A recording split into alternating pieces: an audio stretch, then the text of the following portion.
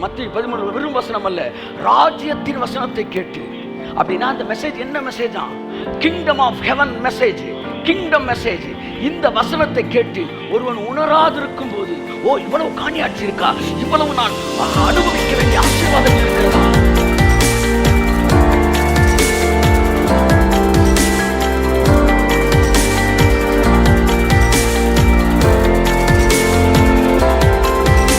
என்னைக்கு நீ குரோமோசோம்லையும் ஜீன்லையும் காணியாட்சியிலையும் மூவ் பண்ண ஆரம்பிக்கிறியோ, அப்ப இந்த உலகம் உன்னை பார்த்து வியக்கும் என்று நான் சொல்லுகிறேன்.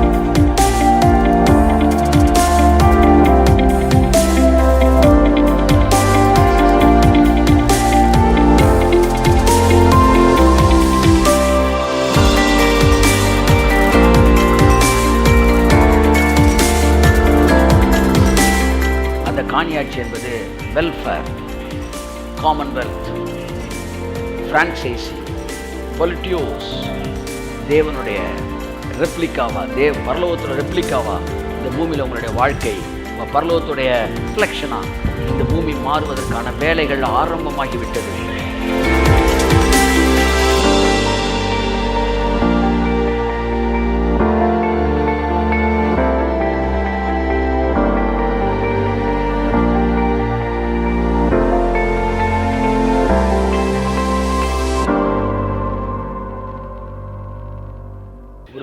மேன்மை அவங்க அப்பா. இன்னைக்கு யூதனுடைய மேன்மை என்ன தெரியுமா? அவனை கூப்பிட்டு, அவன் பெரிய அகராதியாக இருப்பான், அவன் செய்கிறதெல்லாம் ஏதோ ஒரு வகையில் எங்கேயோ ஒர்க் அவுட் ஆகிட்டே இருக்கும். அவனை கூப்பிட்டு என்னடான்னு கேட்டா, எங்கள் அப்பா ஆபிரகாம்டா அப்படின்னா. ஆமாம், இஸ்மவேலுக்கும் அப்பன் ஆபிரகாம் தான். அவனும் ஆசீர்வதிக்கப்பட்டுக்கிட்டு தான் இருக்கான் பாருங்க. நம்ம தோணுனா தண்ணி விட வர மாட்டேன், அவன் தோணுனா பெட்ரோல் வருது, பாலைவனத்தை சோலைவனமாக்குறான். இதெல்லாம் லிட்ரல் பிளெஸிங்ஸு. ஒருத்தனை புழுதி மாதிரி ஆசீர்வதிச்சாரு, ஒருத்தனை மண்ணு மாதிரி ஆசீர்வதிச்சாரு. ஆனால் அந்த சந்ததி கிறிஸ்துவே. சந்ததிகள் என்று எழுதப்படாமல் சந்ததி என்று எழுதப்பட்டிருக்கிறது. நான் போய் பழைய ஏற்பாட்டில் பார்க்குறேன், அப்புறம் தான் தெரியுது எல்லாமே சிங்குலர்லாம் எழுதியிருக்கு. அந்த சந்ததி கிறிஸ்துவே. அப்போ அந்த சந்ததி மூலமாக வர்றவங்களை பார்த்து தான் வானத்து நட்சத்திரங்களை சொன்னார். நம்ம பூமியின் மண்ணு கிடையாது, புழுதி கிடையாது. புழுதின்ற இஸ்மவேலு, மண்ணுன்றது இஸ்ரேலு, ஸ்டார்ன்றது கிறிஸ்தவன். ஆமென், ஆமென், ஆமென். உன் சந்ததி இயேசு மூலமா வர்றேன், அந்த சந்ததி இவ்வண்ணமா இருக்கும் என்று சொன்னார். அங்க நம்பருக்கு பேசினேன், நியூமரஸா இருப்பாங்க. இங்கேயும் நான் நம்பருக்கு பேசினேன். ஆனா இங்க ஸ்டார நம்பருக்கு பேசல, ஷைனிங்க்கு பேசுறேன். ஆமென், ஆமென். I will shine like a star because I am the original Jew. ஆமென் சொல்லுவோம். மேன்மையான யூதன், நான் உயர்குல யூதன். ஆமென் சொல்லுவோம். உள்ளத்தில் யூதனானவனே உண்மையான யூதனா. மாம்சத்தின்படி யூதனானவன் யூதன் அல்ல. அவங்கெல்லாம் மைக்ரேட்டட் யூதன், நாங்கெல்லாம் பார்ன் யூதன். கையை தட்டி ஆமென். 12 கோத்திரம் இருக்காங்க சார். 12 கோத்திரம் நல்லா கவனிங்க. 12 கோத்திரம் இருக்கும்போது ஒவ்வொரு கோத்திரத்துக்கும் ஒவ்வொரு வேல்யூ இருக்கு. அந்தந்த கோத்திரத்தில் பிறக்கணுக்கு அவ்வளோ வேல்யூ இருக்குது. ஒரு கோத்திரக்காரன் இன்னொரு கோத்திரம் மதிக்க மாட்டாங்க. நீ யூதர்களுக்குள்ளே இஸ்ரேலுக்குள்ளே போனீங்கன்னா யூதன் வேறு, இஸ்ரேல் வேறு. இஸ்ரேல்ன்றையும் 12 கோத்திரம், அதில் ஒருத்தன் தான் யூதன். ஆனால் நம்ம 50 பேரும் யூதன் சொல்கிறோம், ஏன்னா யூதனுடைய மேன்மை. இப்போ என்னன்னா அதுக்கப்புறம் யூதர்களுக்கு இந்த இஸ்ரேலில் 12 கோத்திரம் ஒருத்தனுக்கு ஒருத்தர் மதிச்சிக்க மாட்டாங்க. அவனா நீ அவன் அவன் பட்டான் இல்லைப்ப அப்படிலாம் சொல்கிறோம் பார்த்தீங்களா. அவன் ஆடாரு, அவன் கல்லேன், அந்த மாதிரி அவங்களுக்குள்ளே வேறு இது இருக்கும். அதில் இந்த யூத கோத்திரத்தை உன் சகோதரருக்குள்ளே நீ தலையாக இருப்பேன்னு சொல்லி பிளஸ் பண்ணியிருக்கிறார். இதிலே பெஸ்ட் ப்ரீடு. அந்த பெஸ்ட் ப்ரீட்லேயே நிறைய ஒஸ்ட்டு யூதாஸ் மாதிரி கேரக்டர்ஸ் இருந்திருக்கு. யூதாஸு, ஆஹான், பொற்பாலத்தை ஒழித்து வைத்தவன், இவங்களாம் யூதா கோத்திரம் தான். ஆனால் இந்த பெஸ்ட் ப்ரீடிலே பெஸ்ட் பர்சன் தான் இயேசுநாதர். ஒரு நாயை ப்ரீடுக்கு விடணும்னா நீங்கள் மேட்ச் இது வாட் இஸ் தட் மேட்டிங்க்கு நீங்கள் விடும்போது நல்ல நாயாக இருக்கணும், ஹைப்ரிடாக இருக்கணும். அப்போ அந்த எல்லாமே ஜெர்மன் ஷெப்பர்ட் தான். ஜெர்மன் ஷெப்பர்டில் இது ஒரு நல்ல ஸ்ட்ராங்கு. அப்போ வந்து அந்த குட்டிகள்லாம் எப்படி பிறக்கும்? இப்போ யூதா கோத்திரத்திலே ஒரு ஸ்ட்ராங் வந்து ஒரு பர்சன்னா, கம்ப்ளீட் பர்ஃபெக்ட் பர்சன்னா இயேசுநாதர். அவரோட பிரீடு நம்ம. ஐயத்தட்டே ஆமென் ஆமென். யூதர்ல கை போனவன் கால் போனவங்கலாம் இருக்கிறாங்க. அந்த பிரீடு கிடையாது நம்ம.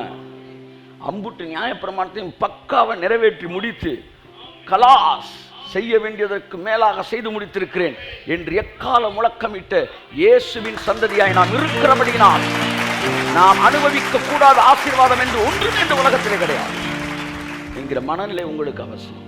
ஆமென் சொல்லுவோம். ஆமென் ஆமென் ஆமென். அதனால கூட்டம் கூட்டமாக யூதர்களை உலகத்துக்குள்ள அனுப்புகிற வேலையை நம்ம என்ன செஞ்சிட்டோம்? ஆரம்பிச்சிட்டோம். ஆமென் சொல்லுவோம். ஆகவே இனிமே பாருங்க, உலகத்தின் கேமராக்கள் உங்கள் பக்கமாய் திரும்பப்படும். கர்த்தர் அதை செய்வார். ஒரு பெரிய ப்ராஜெக்ட் தான், இல்லைன்னு நான் சொல்லலை. எடுத்தோன்னும் பெரிய சேஞ்ச் தெரியாத மாதிரி இருக்கும். ஆமாம், ஆனால் நான் அதை செய்வேன். என்னை பலப்படுத்துகிற கிறிஸ்துவினாலே எல்லாவற்றையும் செய்ய எனக்கு பலன் உண்டு. எனக்குள்ளே வல்லமையாய் கிரியை நடப்பிக்கிற அவருடைய வல்லமைப்படியே நான் யாவற்றையும் செய்து முடிப்பேன். இந்த தேசம் பார்க்கத்தக்கதான ஒரு யூத சந்ததியை இந்த தேசத்துக்குள்ளே நான் கட்டவிழ்க்கத்தக்கதாய் கர்த்தர் எனக்குள்ளே இந்த வேலையை செய்து முடிப்பார் என்று நான் விசுவாசிக்கிறேன். ஆமென் சொல்லுவோம். ஆமென். பாவரிக்கை செய்கிறத எப்படி செய்யணும்? ஆண்டவரே, நீதிமானாகிய உம்முடைய பிள்ளையாகிய நான் நீதிமானாக இருந்து கொண்டிருக்கும் போது, நீதிமானாகிய நான் நீதிமான ஒரு தவறை செய்து உம்முடைய சமூகத்தில் நீதிமானாய் வந்து நிற்கிறேன். இந்த நீதிமானை அப்படிதான் எந்த விஷயத்திலும் எந்த விதத்திலும் உங்களுக்கான அந்த வித்தை நீங்க மறுதலிச்சு பேசவே கூடாது. கர்த்தர் நம்மை ஆசீர்வதிப்பார். ஆமென். ஸோ தொடர்ந்து நாம் தேவனுடைய ராஜ்யம் என்கிற தலைப்பிலே நாம் தியானித்துக் கொண்டு வருகிறோம். The mindset of the kingdom of heaven. ஒரு ராஜ்யத்தின் புத்திரர்கள் எத்தகைய மனநிலையுடையவர்களாக இருக்க வேண்டும்? எல்லாம் பாருங்க, ராஜ்யம் மாறும்போது சொல்லுங்க, ராஜ்யத்தின் மனநிலை மாறுகிறது. இப்படி சொல்ல, ராஜ்யம் மாறும்போது ராஜ்யத்தின் புத்திரர்களின் மனநிலை மாறுகிறது. நாங்கள் சோமாலியாவுக்கு போகிறாங்க பிளான் பண்ணிவிட்டு, அதுக்கான டிக்கெட்டெல்லாம் வந்து எவ்வளோ ஆகுதுன்னு விசாரிச்சுட்டு டிக்கெட் புக் பண்ண போகும்போது ஒரு 1 லட்ச ரூபா ஆகுது டிக்கெட்டுக்கு மட்டும். ரவுண்டு டிக்கெட் வந்து சரி போகலான்னும் போது என்ன போட்டுறாங்க, கைடு என்ன சொல்கிறாங்கன்னா, one of the most dangerous tourist spot is Somalia அப்படின்னு தொடங்கும் போதே உலகத்திலே ரொம்ப கொடுமையான பயங்கரமான ஒரு இடம் சோமாலியா. ஒரு ஊரில் 4 பேரை கெட்டவன்னு சொல்லலாம், ஒரு ஊரையே கெட்டவன் நீங்கள் சொல்லலாமா? ஒரு நாட்டில் சில ஊரை கெட்ட ஊருன்னு சொல்லலாம், ஆனால் ஒரு நாட்டையே கெட்ட நாடுன்னு சொல்லலாமா? அப்போ இதுலேருந்து என்ன தெரியுதுன்னா, ராஜ்யம் மாறும்போது ராஜ்யத்தின் குடிமக்களின் மனநிலை மாறுகிறது. நீங்கள் இங்கே இருக்கிறனால தான் நீங்கள் வந்து இந்த மனநிலையில் உட்காந்துருக்கிறீங்க. இப்போ இதே இது நீங்கள் சோமாலியாவில் இருந்தீங்கன்னா உங்கள் மனநிலையை வேறு மாதிரி இருக்கும். ஆமாம், அப்படியே எந்திரிக்கும் போது சேரை தூக்கிட்டே போயிடலாமா, இல்லை மேலே இருக்க இந்த ஃபேனை கழட்டிடலாமா, இல்லை நைட்டு எப்படி வந்து எந்த வேலையை பார்க்கலாம்? ஏன் மாறுது இதெல்லாம்? ராஜ்யம் மாறும்போது ராஜ்யத்தின் மனநிலை மாறுது. கொடைக்கானல் போனால் மேலே பார்த்தா அப்படியே யூகே மாதிரியே தான் இருக்குது, வெதர்லாம் கும்முன்னு இருக்கு. கர்த்தர் சொல்றாரு கீழே பாடுறாரு. அப்புறம் கீழே பார்த்தா தான் தேவன் உங்கள் மனநிலையை மாற்றுவதற்கு உங்களை ராஜ்யத்தின் புத்திரராக மாற்றுகிறார். ராஜ்யத்தின் புத்திரராக மாறும்போது நீங்கள் தேவனுடைய ராஜ்யத்திற்குள் வரவில்லை, தேவனுடைய ராஜ்யம் உங்களுக்குள் வருகிறது. You will be the right under control of the heaven. பரலோகத்துடைய முழு கட்டுப்பாட்டுக்குள்ள நீங்க வர ஆரம்பிக்கிறீங்க. அதுதான் ராஜ்யத்தின் மனநிலை மேன்மை. பரலோகம் வேற, பரலோக ராஜ்யம் வேற. உங்களுக்கு தெரியுமில்ல? பரலோகம் வேற, எல்லாம் சொல்லுங்க. பரலோக ராஜ்யம் வேற. நான் செத்துட்டேன்னா சொல்லுங்க, நான் போற இடம் பரலோகம். நான் உசுரோட இருந்தா நான் இருக்கிற இடம் பரலோக ராஜ்யம். ஆமா, புரிஞ்சுச்சா? திரும்ப சொல்லுங்க, நான் செத்துட்டேன்னா நான் போற இடம் பரலோகம். ஏசியம் பரலோகத்துக்கு போனார், அவர் செத்துட்டார், பரலோகத்துக்கு போனார். அவருடைய சீசர்களையும் பரலோகத்துக்கு போனாங்க, அவங்களும் சாகுறாங்க, பரலோகத்துக்கு போகிறாங்க. புரியுதா உங்களுக்கு? ஆனால் உயிரோடு இருக்கும்போது இருக்கிற இடம் அது பேர் என்ன? பரலோக ராஜ்யம். பரலோகத்தில் அவர் சித்தம் செய்யப்படுகிறது போலவே பூமியிலும் அவர் சித்தம் செய்ய படுகிறது. ஆகவே செத்த பிறகுதான் பரலோகம்ன்ற கான்செப்ட் கிடையாது. உயிரோடு இருக்கும்போதே பரலோகத்தை அனுபவிக்கலாம். ஏன்னா நீங்கள் சாகுவதற்கு உருவகமான ஞானஸ்தானத்தை நீங்கள் எடுத்தபடியினால் எழுத்தின்படி நீங்கள் என்ன செய்து விட்டீர்கள்? செத்து விட்டீர்கள். மரித்தவன் கட்டாயம் பரலோகத்துக்குள்ள என்ட்ரு ஆகித்தான் ஆகணும். ஆகையால் நாம் எல்லாம் மரித்தபடினாலே பரலோக ராஜ்யத்துக்குள்ள என்ட்ரு ஆகிட்டோம். அடுத்து பரலோகத்துக்குள்ளே போகிறோம். அந்த பிரிட்ஜுன்னு ஒன்று இருக்கும் பார்த்தீங்களா? இதில் இருந்து நீங்கள் கனெக்டிங் ஃப்ளைட் போகும்போதோ இங்கே அந்த மாதிரி போகும்போது ஏர்போர்ட்லேருந்து ஒரு பிரிட்ஜு ஒன்று இருக்கும். அந்த பிரிட்ஜுக்குள்ளே போய் ஃப்ளைட்டுக்குள்ளே போகணும். அப்போ இந்த பிரிட்ஜ் இருக்குது பார்த்தீங்களா? இந்த பிரிட்ஜுக்குள்ளே நுழையும் போதே உங்களுக்கு அந்த ஏசிலாம் வந்து அந்த டென்சிட்டி கூடுறது உங்களுக்கு தெரியும். உள்ளேயே வந்து ஏர் ஹோஸ்டஸ்லாம் உள்ளே வர இருப்பாங்க, உங்களை வெல்கம் பண்ண ஆரம்பிச்சிருவாங்க. அதுக்கப்புறம் அப்படியே வந்து உள்ளே போகிறீங்க. நீங்கள் ஏரோப்ளேனுக்குள்ளே இறங்குறீங்க, உள்ளே போகிறீங்க. இப்போ இந்த ஏரோப்ளேன் இருக்குது பார்த்தீங்களா? இது வந்து பரலோகம் என்றால் அதை கனெக்ட் பண்ணது பார்த்தீங்களா? இதுதான் பரலோக ராஜ்யம். The extension of heaven, it is called the kingdom of heaven. அப்போ we are living in the extension of heaven. இப்போ Jesus is living in heaven அப்படின்னா we are living in the extension of heaven. அதாவது Buckingham பேலஸில் வந்து வெளியில் வந்து ஒருத்தன் உட்காந்துருக்கிறவன், அந்த குதிரை மேலே உட்காந்துருக்கிறவன், அந்த காடு 1,46,00,000 வந்து ஒரு வருஷத்துக்கு வாங்குகிறான். இது வந்து சமீபத்தில், இது வந்து முன்னாடி கிடைத்த புள்ளி விவரம். போன மாதம் கூட ராணி அம்மா சம்பளத்தை கூட்டியிருக்கலாம், ஐ டோன்ட் நோ. உடனே வந்து இல்லை 46, 7 அப்படின்லாம் வராதிங்க, கணக்குக்கு வராங்க. நான் இப்போ அதுக்கு பஞ்சாயத்துக்கு வரல. 1.46 அவன் வாங்கிட்டு இருக்கிறான். இவ்வளோ ஒரு ஆள் கொடுக்கணுமா அப்படின்னு ராணி நினச்சாங்கன்னா, ஆனால் நம்ம நினைக்கிறோம். நம்ம ஏன் நினைக்கிறனால தான் வெளியே நின்று செல்ஃபி எடுத்துக்கிட்டு இருக்கிறோம். அந்த அம்மா நினைக்கல, அதனால தான் உள்ளே உட்காந்து ஊரே ஆண்டுகிட்டு இருக்கு. அப்போ ராஜ்யத்தின் மனநிலை என்பது அதுதான். பணத்தை டீல் பண்ணுறதுல என்ன சொல்லுங்க, திரும்ப சொல்லுங்க, பணத்தை டீல் பண்ணுறதுல ராஜ்யத்தின் மனநிலை இருக்க வேண்டும். Provision of the kingdom of heaven, ராஜ்யத்துடைய என்னது சுதந்திரம் என்னன்னு நீ பேச போகிறேன். அவர் நிறைய பணத்தை பற்றிய பேசுகிறாரு அப்படின்னா என்ன அர்த்தம்னா, இந்த சொல்கிறவனுக்கு நிறைய பணத்தை பற்றிய மைண்ட் செட் இருக்குன்னு அர்த்தம். இப்போவுமே பாருங்களேன், ஒரு ஜென்ரேஷன் அப்படி வந்துக்கிட்டே இருப்பாங்க, இன்னொரு ஜென்ரேஷன் இங்கே வந்துக்கிட்டே இருப்பாங்க. எலியா அப்படின்னு யார் வருவா? ஏசபேல். அடுத்து எலியாவின் ஆவி ஏரோது அப்படின்னு வந்தோடனே ஏசபேலின் ஆவி ஏரோதியால். எப்படி ஹீரோ பிறந்துக்கிட்டே வராங்களோ அப்படி வில்லனும் பிறந்துக்கிட்டே வருவாங்க. நாங்கள் ஏசுனா அவருடைய ப்ராடக்ட், அவருடைய டிசெண்டன்ஸ், அவருடைய பிள்ளைகள் வந்துக்கிட்டே இருக்கும்போது அங்கிட்டு பரிசையனும் பிள்ளையை பற்றிட்டு போயிருக்கான்ல, நீங்கள் மறந்துடக்கூடாதுல்ல. அண்ணா காய்பாவும் பிள்ளை பேரன் பேத்தி பெற்றிருக்கான்ல. இப்போ அண்ணாவோட பேரங்களாம் ஊருக்குள்ளே சுற்றிக்கிட்டு இருக்காங்க கொஞ்சம் பேர். அண்ணா காய்பா இவங்க. நாங்கள் ஏசுனாருடைய சந்ததியில் வரோம், திரும்பவும் நாங்கள் பிரசங்கம் பண்ணுறோம், திரும்பவும் அவன் கட்டையை கொடுக்குறான். இது இப்படியே கண்டினியூ ஆகிட்டு இருக்கு. எது வரைக்கும் நடக்கும்? ஏசுனார் இருக்கிறேன், உலகத்தின் முடிவு வரைக்கும் அது நடக்கும். இப்பயே பிடுங்கிடலாமா? அப்படி பிடுங்க வேணாம். தேவ தூதர்கள் வரும்போது கடைசியில் ரெண்டையும் பிரிப்பாங்க. அது வரைக்கும் இவர்கள் வந்து ஏதாச்சும் பண்ணிகிட்டு இருப்பாங்க. நீங்கள் கவலையே படாமல் பேசிக்கிட்டே இருக்கணும். ஆமென் சொல்லுவோம். என் அன்புக்குரியவர்களே, ஆகவே ராஜ்யத்தின் மனநிலை மணி ஹேண்ட்லிங்கில் இருக்கணும். ரெண்டாவது, கொடுக்கறதுலையும் ராஜ்யத்தின் மனநிலை இருக்கணும். மன்னிக்கிறதுல ராஜ்யத்தின் மனநிலை இருக்கணும். ஆமென் சொல்லுங்க. என்ன சொல்ல, மன்னிக்கிறதுல ராஜா மாதிரி இருக்கணும். ஆமென் சார். ஆனால் ராஜ்யத்தின் புத்திரர்கள் கைத்தட்டு போது அவருக்கு ராஜ்யத்தின் மனநிலை, அவளை அவமானப்படுத்த மனதில்லாமல் அவளை ரகசியமாய் தள்ளிவிட மனதாயிருந்தான். ராஜ்யத்தின் மனநிலை. வாசிப்போம். எபேசியர் 2:12 நினைக்கிறேன். வாசிப்போம். எபேசியர் 2:12. அக்காலத்திலே கிறிஸ்துவை சேராதவர்களும் இஸ்ரவேலுடைய காணியாட்சிக்கு புறம்பானவர்களும் வாக்குத்தத்தத்தின் உடன்படிக்கைகளுக்கு அந்நியரும் நம்பிக்கை இல்லாதவர்களும் இவ்வுலகத்தில் தேவன் அற்றவருமாய் இருந்தீர்கள் என்று நினைத்துக் கொள்ளுங்கள். ஆமென். ஹல்லேலூயா. எல்லாம் சொல்லுங்க. அக்காலத்தில் அப்படின்னா என்ன அர்த்தம்? இப்ப இல்ல, அப்பனா இப்ப கிறிஸ்துவை சேராமல் இருந்ததினால். இயேசுக்கு பிள்ளைய பிறக்காதப்ப நீங்க புறஜாதி. பிள்ளையா பிறந்த உடனே எந்த குடும்பத்துக்குள்ள நீங்க சேர்ந்துட்டீங்க? ஆபிரகாம் ஃபேமிலிக்குள்ள வந்துட்டீங்க. எல்லாம் சொல்லுங்க, அக்காலத்திலே ராஜ்யத்தினுடைய பிளெஸிங் அப்ப நான் பேசுறேன் உங்களுக்கு, சரியா? அக்காலத்திலே வாசிமா, கிறிஸ்துவை சேராதவர்களும் இஸ்ரவேலுடைய காணி ஆட்சிக்கு புறம்பானவர்களும். அண்டர்லைன் தி வேர்ட், இஸ்ரவேலருடைய காணி ஆட்சிக்கு புறம்பானவர்களும். அப்படின்னா the commonwealth of Israelites or Israel, அதாவது the citizenship of Israel, the birth rights of Israel.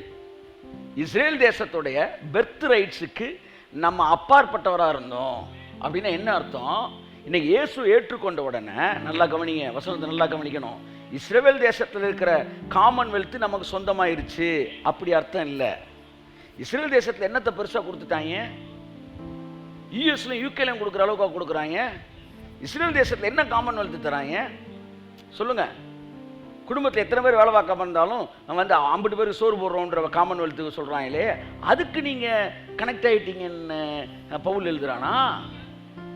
Israel தேசத்தோட காமன்வெல்த், இஸ்ரேல் தேசத்தோட சிட்டிசன்ஷிப், இஸ்ரேல் தேசத்தில் பர்த் ரைட்டு, அதில் இருக்க ஆசீர்வாதம், அந்த தேசத்தின் சட்டத்தில் என்ன ஆசீர்வாதம்லாம் இருக்கோ அதுக்கெல்லாம் நீங்கள் உரியவர்களாயிட்டீங்கன்னு பவுல் எழுதலை.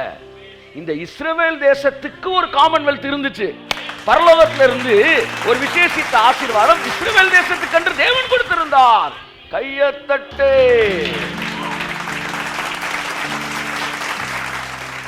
It is not a commonwealth from Israel. It is the commonwealth of Israel. இஸ்ரேல்ல இருந்து வருகிற காமன்வெல்த் இல்ல. இஸ்ரவேலுக்கு என்ன காமன்வெல்த் பரலோகத்திலிருந்து இருந்துச்சோ, பரலோகத்திலிருந்து இஸ்ரேல் தேசத்துக்குன்னு ஒரு சிட்டிசன்ஷிப் கொடுத்திருந்தார். ரொம்ப முக்கியமான விஷயம். யூதர்கள் ஏன் இந்த உலகத்தில் ஜெயிக்கிறார்கள் என்றால், they have the citizenship of heaven. பரலோகத்தில் இருந்தா என்ன நடக்குமோ அதெல்லாம் உனக்குள்ள நடக்கும்னு சொல்லி ஆபிரகாமுக்கு அந்த சிட்டிசன்ஷிப்பை கொடுத்தாரு. சுருக்கமா சொல்லவா, ஆபிரகாமை தேவன் ஆசீர்வதித்தார் என்பதற்கு அர்த்தம் ஆபிரகாமுக்கு பரலோகத்துடைய சிட்டிசன்ஷிப்பை கொடுத்தார். கையை தட்டு.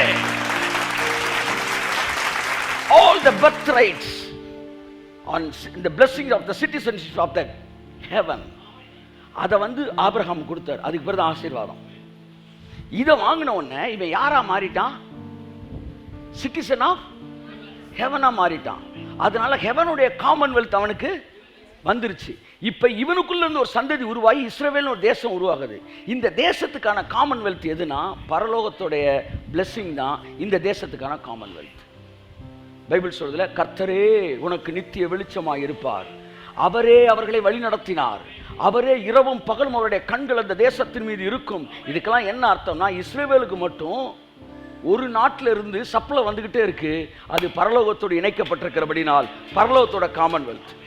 இதைத்தான் சொல்றான், இஸ்ரவேலின் காணி ஆட்சிக்கு. இஸ்ரவேலில் இருந்து வருகிற காணி ஆட்சி அல்ல, இஸ்ரவேலுக்கு ஒரு காணி ஆட்சி இருந்தது. அது பரலோக பிதாவின் நேரடி கண்ட்ரோல். நல்லா நல்லா நல்லா. When you are connected with Israel, you are connected with heaven. That's the matter. That's the matter. கர்த்தர் சொல்றார், பூமி முழுவதும் என்னுடைய கர்த்தருடையது, என்னுடையது என்றாலும் நீங்கள் எனக்கு சொந்த சம்பத்தாய் இருக்கிறீர்கள். This is the commonwealth of Israel. பூமி முழுவதும், தமிழ்ல பிறகு பூமியும் அந்த நிறைவும் கர்த்தருடையது, நீங்கள் எனக்கு சொந்த சம்பத்தாய் இருப்பீர்கள். Tamil ஆங்கிலத்திற்கு, though the whole earth and heaven be mine, you are my peculiar treasure. எல்லாமே என்னுடையதா இருந்தாலும் கூட, எழுத்தின்படி அவைகளுக்கு நானே உரிமையாளனா இருந்தாலும் கூட, நீ என்னுடைய you are my pocket money. ஒரு மொழிபெயர்ப்பு சொல்லுது, you are my pocket money. இந்த முழு உலகமே தேவனுடையதா இருந்தாலும் இஸ்ரேல் தேசம் அவருடைய பாக்கெட் மணி. அதனால அவருடைய நேரடி கண்ட்ரோல்ல இருக்கிறனால அவர்கள் நேரடியாக பிதாவினிடத்திலிருந்து போஷிக்கப்படக்கூடிய இடத்தில் இருக்கிறார்கள். இன்று வரைக்கும் இயேசுவையே சிலுவையில் அறைஞ்சிருக்கிறாங்க. எல்லாம் சொல்லுங்க, இயேசுவின் நிமித்தம், நம்முடைய நிமித்தம் அவர்கள் பகைக்கப்படத்தக்கவர்களாய் இருந்தும் பவுல் எழுதுறான், பிதாக்களின் நிமித்தம் அவர்கள் அன்பு கூறப்பட்டவர்களாய் இருக்கிறார்களே.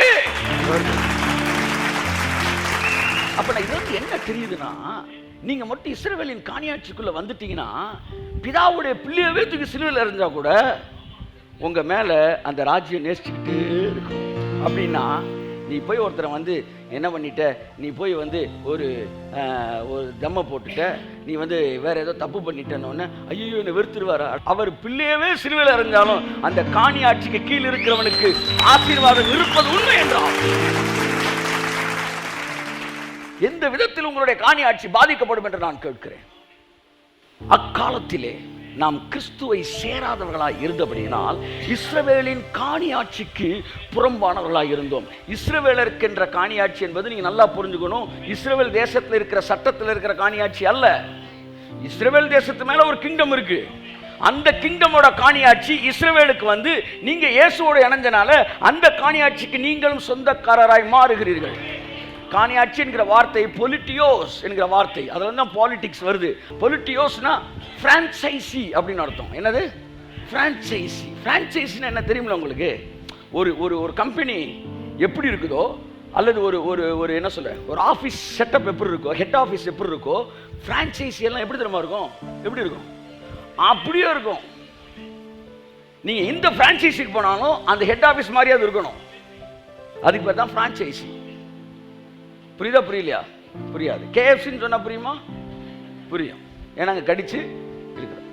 கேஎஃப்சி போனீங்கன்னா எந்த கேஎஃப்சிக்கு போனாலும் வெளியில் ஒரு தாத்தா கண்ணாடியை போட்டு இப்படி இருப்பார், அது பக்கத்தில் ஒரு சேவல் நிற்கும். அந்த கேஎஃப்சிக்கு white and maroon red colour கொடுத்துருப்பாங்க. அதுக்கு ஒரு ஃபாண்ட் இருக்கு. இந்த ஃபாண்ட் மாறக்கூடாது, அந்த தாத்தா மாறக்கூடாது, அந்த சேவல் கூட மாறக்கூடாது, அந்த கலர் மாறக்கூடாது, அந்த உள்ள இருக்கிற அமைப்பு மாறக்கூடாது, உள்ள போடுற அந்த என்னது அந்த ஸ்பெசிமன், அந்த உள்ள சேர்க்கக்கூடிய காரியங்கள், அந்த மசாலா ஜாமா இது கூட மாறக்கூடாது. நீங்க ஒரு இடத்துல போனா கேஎஃப்சி, இன்னொரு இடத்துல போனா டிஎஃப்சி, அது வேற. சிஎஃப்சி, ஏஎஃப்சி, பிஎஃப்சி அது எப்படி வேணாலும் இருக்கலாம். ஆனா கேஎஃப்சின்னு வந்துட்டா, ஆமா கப்பல்ல வந்து இறங்குதுன்றாங்க. அந்த அது என்ன சொல்லுவாங்க, இன்கிரீடியன்ஸ் என்ன இது, அந்த ஸ்பைசிஸ், அந்த இதெல்லாம் வந்து மசாலா போட்டு கொண்டு வராங்கல்ல, அந்த இது கோழி நம்ம ஊர் கோழியாக இருந்தாலும் இது வந்து அந்த இது. இப்போ என்ன சொல்ல வரேன் நான், உலகத்தின் எந்த மூலைக்கு நீங்கள் கேஎஃப்சி போனாலும் அந்த கேஎஃப்சிக்கான அந்த என்ன சொல்கிறது லோகோ, அந்த விஷயங்கள் எல்லாம் அப்படியே தான் இருக்கணும். அப்போ நம்ம இதைத்தான் இயேசு சொன்னார், பரலோகத்தில் உம்முடைய சித்தம் செய்யப்படுகிறது போல ஃபாண்ட் கூட மாறாம, கலர் கூட மாறாம, as it is in heaven, ஆமா your will be done on earth. கையை தட்டுங்களேன், எந்திரிச்சு கூட தட்டலாம் ரெண்டு பேர். ஆமென், praise God. காமன்வெல்த், சிட்டிசன்ஷிப், பொலிட்டியோஸ் என்கிற வார்த்தையிலிருந்து தான் பொலிட்டிகாஸ் என்கிற அந்த கிரீக் வேர்டில், பொலிட்டியோஸ் என்ற கிரீக் வேர்டில் இருந்தால் பொலிட்டிகாஸ் என்கிற லத்தீன் வேர்டு வந்து பாலிடிக்ஸ் உள்ள வருது. நீங்க இயேசு கிறிஸ்துவை சொந்த ரட்சகராக ஏற்றுக்கொள்ளும் போது you become a citizen of kingdom of heaven. Citizen of heaven, you are entering into the kingdom of heaven. அப்ப இந்த ராஜ்யத்துக்குள்ள வந்த உடனே முதலாவது உங்களுக்கு கொடுக்கப்படுகிற விஷயம் இஸ்ரேலின் காணியாட்சி. இஸ்ரேலின் காணியாட்சினா என்னன்னா, யூதனாய் பிறக்கிறவன் அவன் எந்த தேசத்துல கால் வைக்கிறானோ அவன் கால் வைக்கும் தேசமெல்லாம் அவனுக்கு சொந்தமாக தருவேன் என்கிற வார்த்தையின்படி அந்த தேசத்துல பிரைம் மினிஸ்டராகவும், அந்த தேசத்துல சயின்டிஸ்டாகவும், அந்த தேசத்துல பெரிய பணக்காரன், அமெரிக்கால இருக்கிற பணக்காரன் யாரா யூதனா இருக்கிறான், ஹாலிவுட்ல இருக்கிற நடிகன் டாப்ல யாரா யூதனா இருக்கிறான், எல்லா நாடுகளும் இவன் தான் மேல இருக்கிறான். ஏன்னா அவனுக்கு ஒரு காணியாட்சி இருக்கிறது, அது பரலோகத்தோடு இருக்கிற தொடர்பு. அந்த காணியாட்சிக்கு நீங்கள் சொந்தக்காரராக இருக்கிறீர்கள். ஆமென் சொல்லுங்க, ஆமென் சொல்லுங்க. ஆபிரகாமுக்கு என்னெல்லாம் ஆசீர்வாதம் கொடுத்தாரு எடுத்து எழுது, இதெல்லாம் உன்னுடைய காணியாட்சி.